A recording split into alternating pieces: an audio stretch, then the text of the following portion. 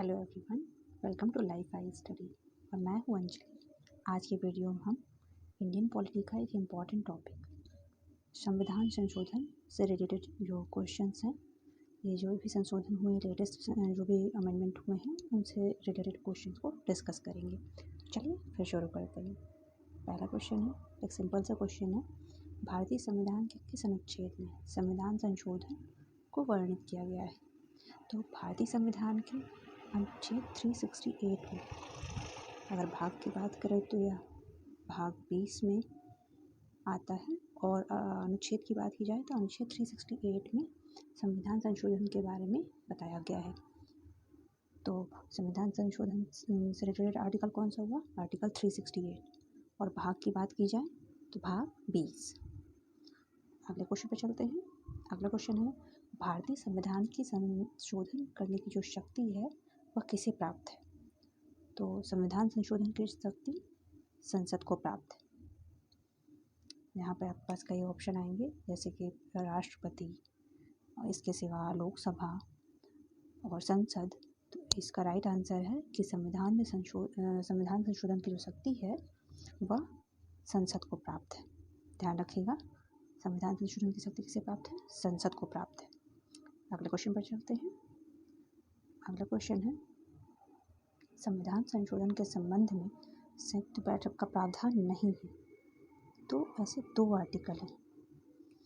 ये जो अनुच्छेद 108 यहाँ पर है, इसका है कि ये आंसर होगा ज्वाइंट सिटिंग के लिए। माफ़ करें, यहाँ पर थोड़ी टाइपिंग मिस्टेक है। ये ज्वाइंट सिटिंग के लिए आर्टिकल है। आर्टिकल 108 के अंतर्गत ज्वाइंट सिटिंग का प्रावधान है, जिसे कि प्रेसिडेंट द्वारा कॉल किया जाता है। इसे प्रेसिडेंट द्वारा कॉल किया जाता है, और इसकी जो अध्यक्षता है इसे प्रिसाइडेड कौन करेगा? तो इसे प्रिसाइडेड करेंगे स्पीकर।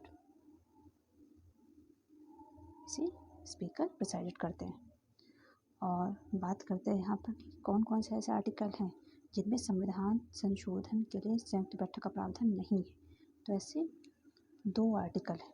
पहला है आर्टिकल 110, जो कि मनी बिल से रिलेटेड है, धन विधेयक के संबंध में संयुक्त बैठक का प्रावधान नहीं है। और दूसरा है आर्टिकल 368, संविधान संशोधन। तो संविधान संशोधन के संबंध में भी संयुक्त बैठक का प्रावधान नहीं है।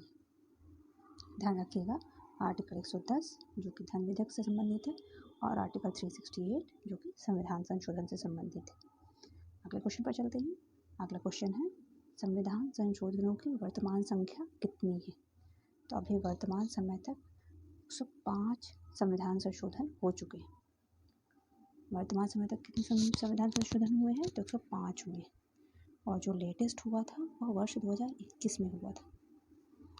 जो लेटेस्ट संविधान संशोधन हुआ है उसके द्वारा सिटीजनशिप अमेंडमेंट एक्ट को मंजूरी मिली थी, और राज्यों को ओबीसी सूची बनाने का अधिकार प्राप्त हुआ था।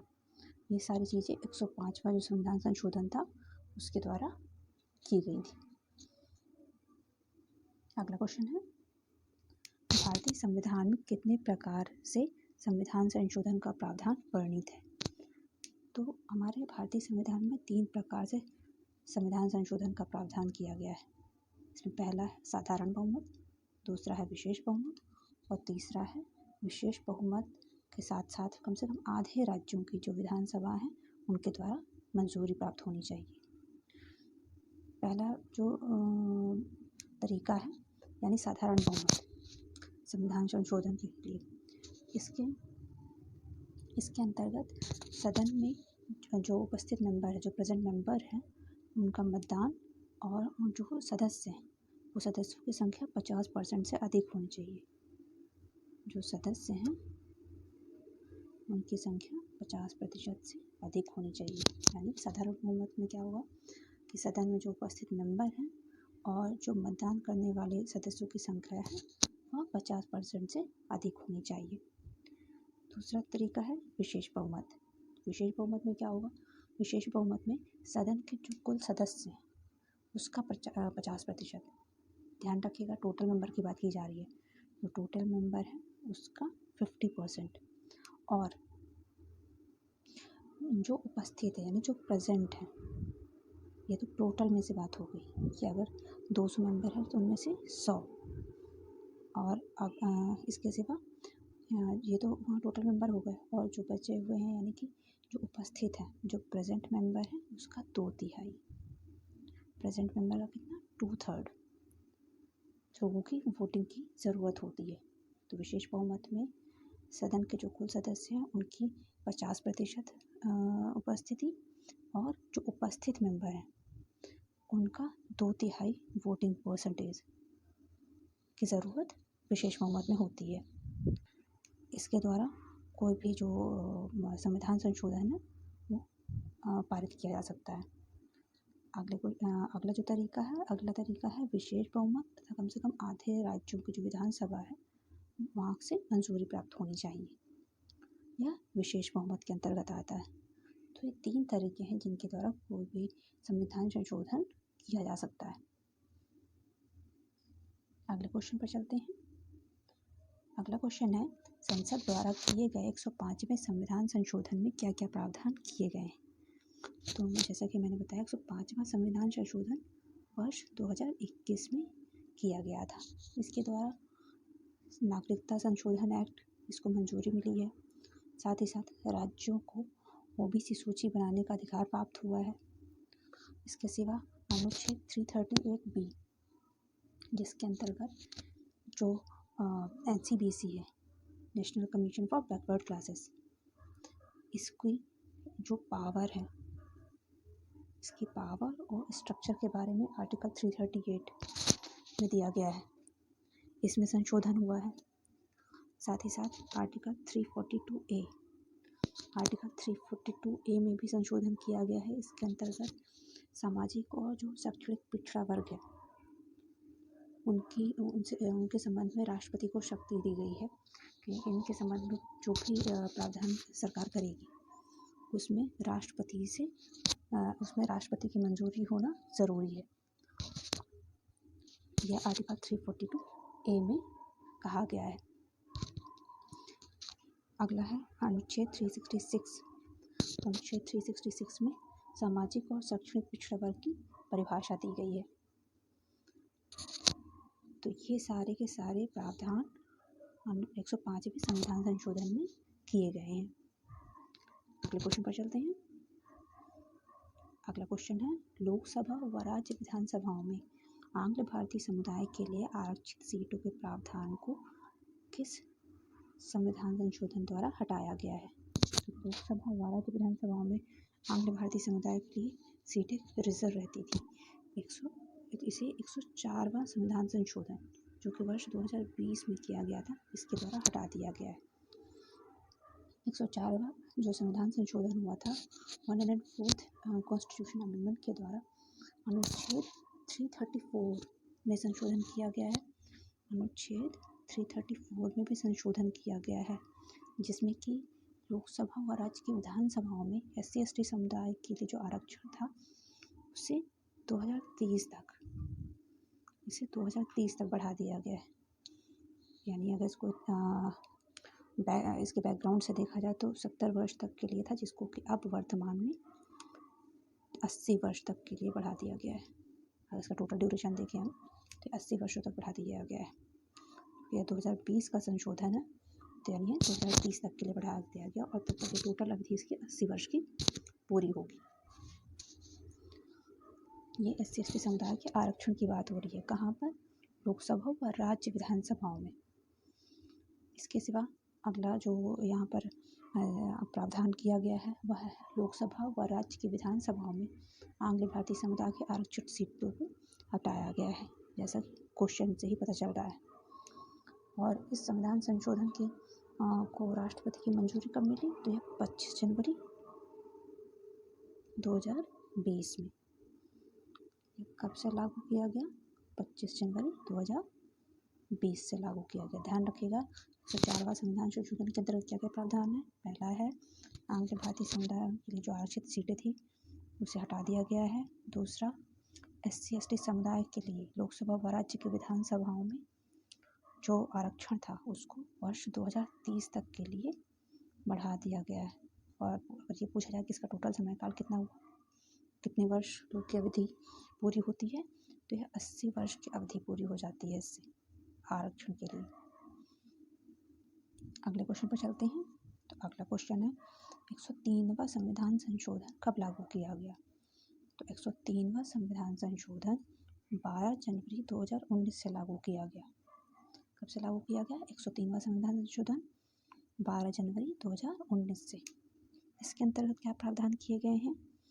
तो इसके अंतर्गत EWS सामान्य वर्ग के जो गरीब लोग हैं, हंसिए मत, सामान्य वर्ग में भी गरीब लोग होते हैं, तो सामान्य वर्ग में जो आर्थिक रूप से पिछड़े लोग हैं उनको शैक्षणिक संस्थानों व नियुक्तियों में 10% का आरक्षण दिया गया है। साथ ही साथ संविधान के अनुच्छेद 15 आर्टिकल 15 के क्लॉज 6 में और आर्टिकल 16 के क्लॉज 6 में भी संशोधन किए गए हैं। ध्यान रखिएगा, 103वें संविधान संशोधन के द्वारा आर्टिकल 15 जो कि नागरिकों को समानता के मौलिक अधिकार के बारे में बात करता है, और आर्टिकल 16 जो कि सार्वजनिक पदों पर अफसर की समानता के प्रावधान करता है, इन दोनों के क्लॉज 6 में संशोधन किया गया है। साथ ही साथ ये जो संशोधन है कब से लागू हुआ? 12 जनवरी 2019 से। अगले क्वेश्चन पर चलते हैं। अगला क्वेश्चन है राष्ट्रीय पिछड़ा वर्ग आयोग को संवैधानिक दर्जा किस संविधान संशोधन द्वारा प्राप्त हुआ? तो राष्ट्रीय पिछड़ा वर्ग आयोग यानी NCBC की बात हो रही है यहाँ पर, national commission for backward classes. तो इसे 102वें संविधान संशोधन द्वारा संवैधानिक दर्जा प्राप्त हुआ है, जो कि वर्ष 2018 में हुआ था। NCBC को 102वें संविधान संशोधन के द्वारा संवैधानिक दर्जा देने के साथ साथ 2 नए अनुच्छेद भी जोड़े गए हैं, जो कि 338B व 342A हैं।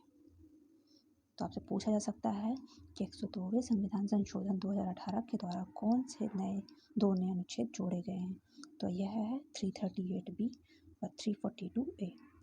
338B में क्या है? इसमें NCBC की संरचना की बात हुई है और उसकी पावर्स के बारे में बात की गई है, यानी NCBC का जो स्ट्रक्चर है वो किसमें मेंशन किया गया है? 338B में। और अन्य इसके सिवा इसके पावर की बात की गई है। दूसरा है 342A, इसमें सामाजिक और शैक्षणिक पिछड़ा वर्ग के बारे में बात की गई है। इसे SEBC से भी रिप्रेजेंट करते हैं। सामाजिक एवं शैक्षणिक पिछड़ा वर्ग जो है उसको 342A में उसके संबंध में जो प्रावधान है किए गए हैं। अगले क्वेश्चन पर चलते हैं। अगला क्वेश्चन है वस्तु एवं सेवा कर से संबंधित 101वें संविधान संशोधन द्वारा किस अनुच्छेद को समाप्त कर दिया गया है? तो वस्तु एवं सेवा कर से संबंधित पहली बात तो कौन सा संविधान संशोधन हुआ? वह हुआ 101वां संविधान संशोधन। यह कब किया गया? तो वस्तु एवं सेवा कर से संबंधित ये जो संविधान संशोधन है यह 2017 में किया गया था। यह एक्ट 2016 का था और जो ये संविधान संशोधन हुआ है यह 2017 का है।